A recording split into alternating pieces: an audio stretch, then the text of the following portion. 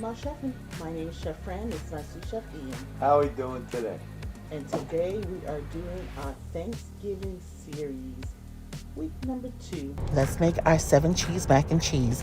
Now I use 7 cheeses. You can use how many cheeses you like. I use corkscrew pasta because that's what I wanted, but you can use whatever shape pasta works for you. And so I just boiled my pasta a minute underneath al dente. Reason being, because I wanted to still have that firmness when it comes out the oven with all that gooey, yummy cheese on it.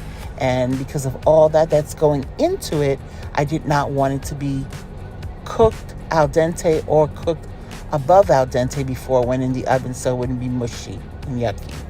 And so, again, I cooked my pasta just about a minute under al dente. I had put a little bit of olive oil so it wouldn't stick, a little bit of Himalayan salt and black pepper on it.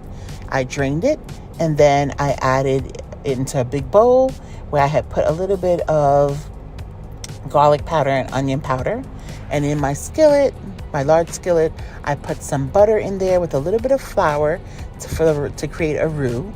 And once the flour was fully cooked, I added my evaporated milk and my heavy cream, and then I started incorporating my shredded cheese. I shredded my cheese because, like I said, they put like a film on the cheeses, and so when you put it on your product, sometimes it doesn't adhere and stick properly.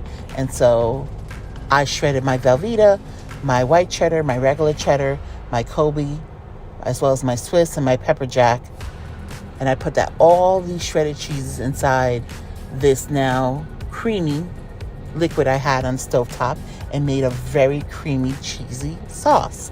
And then I took all of that wonderful creamy cheese sauce and poured it on the mac and cheese and mixed it. I sprayed my pan and started with the first layer, which then on top of it, I had put some breadcrumb on top of it. That's how I kind of like to do my mac and cheese. You can use the breadcrumb or not use it.